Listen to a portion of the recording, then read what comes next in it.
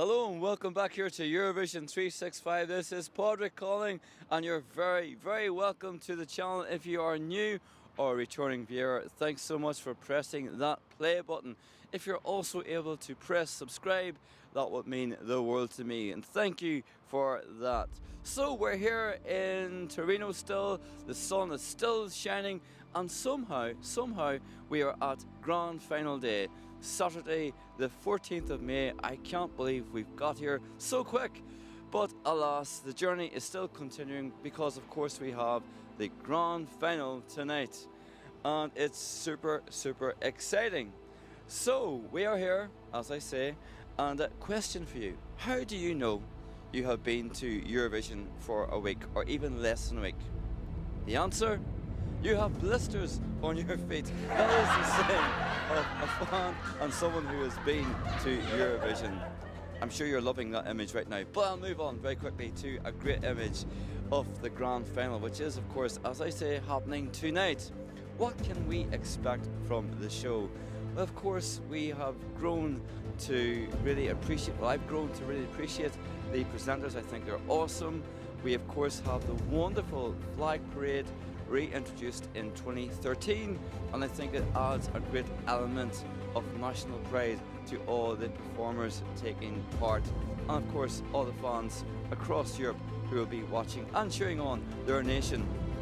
It'd be great to see Måneskin back again on stage, and of course the home crowd will be loving that and cheering them on with word and gesture.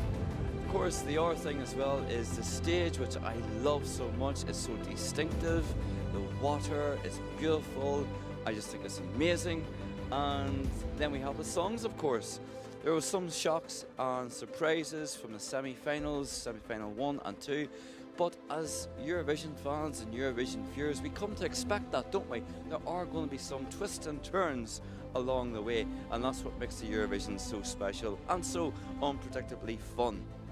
Czech Republic, of course, will be opening the show, and it's a good way to start the show. Romania, unfortunately, have that second position where no one has won from. Can worse break that curse? I don't know, but it's great. Portugal, I feel sorry for with that third position because it's a beautiful song, but you know, anything can happen. Ireland won in 1984 from 3 out of 25, so anything can happen. What else do I think will be the highlights from this grand final?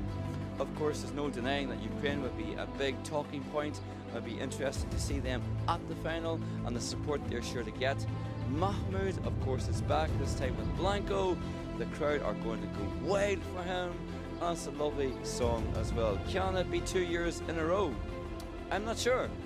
And other highlights is definitely going to be Chanel. There is such a buzz around her right now. There has always been a buzz, I think, you know, from the Euro parties, the pre-Eurovision parties, that's just gone up and up and up and up to there's such a buzz around her. And not just, might I say, from Spanish fans. A lot of different fans are saying this is the one to watch. Can Spain win for the first time since 1969? I would not bet against it. So the other favourites is clearly going to be Sweden and Poland, and I think Moldova is going to be a really good number as well, placed where they are in the running order. I do think to watch it. I do think I would watch out for them as well. So every year there is a song that shocks and surprises people in terms of how well it does at the voting. Which song do you think that would be this year? Which country do you think that would be this year?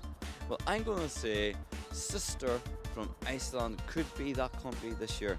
The one that is going to maybe just under the radar collect votes and lots of votes. And somehow, maybe surprisingly, maybe not surprisingly, if you love the song, it could shoot up to that top 10 position. There's always at least one, isn't there, that really surprises and goes under the radar. What about the other side of things? Which among the expected favourites might not do as well as people think? Well, I think I'm going to stick my neck out here a little.